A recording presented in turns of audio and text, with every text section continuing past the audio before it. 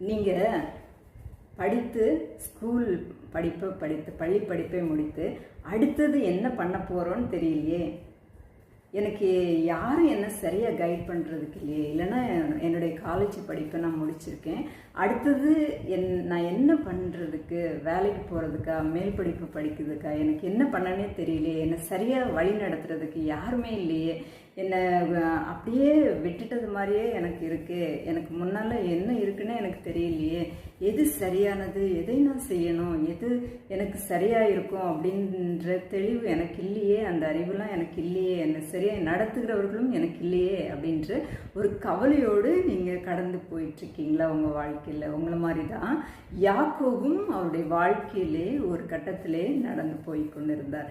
அவர் தன்னோட சகோதரனாகிய ஏசாவுக்கு பயந்து அவர் தாய் அவரை வீட்டை விட்டு அவருடைய போகும்படியாக அவருடைய சகோதரன் வீட்டுக்கு போகும்படியாக அனுப்பி விடுறாங்க. அப்போ அவருக்கு அந்த பாதையிலே அவர் தனிமையாக போகிறாரு.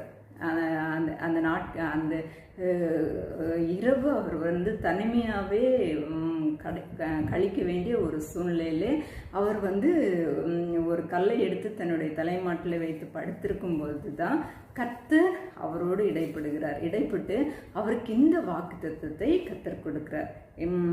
நீ படுத்திருக்கிற ஆதியாகமம் 28ஆம் அதிகாரம் 13, 14, 15 வசனங்களிலே, நீ படுத்திருக்கிற பூமியை உனக்கும் உன் சந்ததிக்கும் தருவேன், உன் சந்ததி பூமியின் தூளை போல் இருக்கும், நீ மேற்கேயும் கிழக்கேயும் வடக்கேயும் தெற்கேயும் பரம்புவாய், உனக்குள்ளும் உன் சந்ததிக்குள்ளும் பூமியின் வம்சங்கள் எல்லாம் ஆசீர்வதிக்கப்படும், நான் உன்னோடு இருந்து நீ போகிற இடத்திலெல்லாம் உன்னை காத்து இந்த தேசத்துக்கு உன்னை திரும்பி வர பண்ணுவேன், நான் உனக்கு சொன்னதை செய்யும் அளவும் உன்னை கைவிடுவதில்லை என்றார். இப்படியாக யாக்கோபின் தனிமையின் அந்த இரவிலே கர்த்தர் அவரோட பேசினார். நான் உனக்கு சொன்னதை செய்யும் அளவும் நான் உன்னை கைவிடுவதில்லை, நான் உன்னோடு இருப்பேன் அப்படின்னு கர்த்தர் வாக்கு கொடுக்குறார். இந்த நாள்லையும் குழப்பத்தோடும் கவலையோடும் இருக்கிறவங்களை பார்த்து இதே வாக்குத்தத்தத்தை கர்த்தர் கொடுக்கிறார்.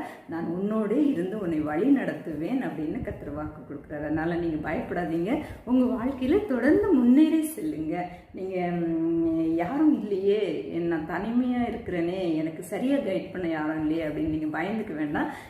உங்களுக்கு கர்த்தர் கொடுத்துருக்கிற பாதையிலே சரியாக நீங்கள் முன்னேறி செல்லுங்க. சரியான கர்த்தர் கொடுத்துருக்கிற ஞானத்தோடு சரியானதை தெரிந்தெடுத்து அதில் நீங்கள் முன்னேறி போங்க. கர்த்தர் உங்களோட இருக்கிறார்.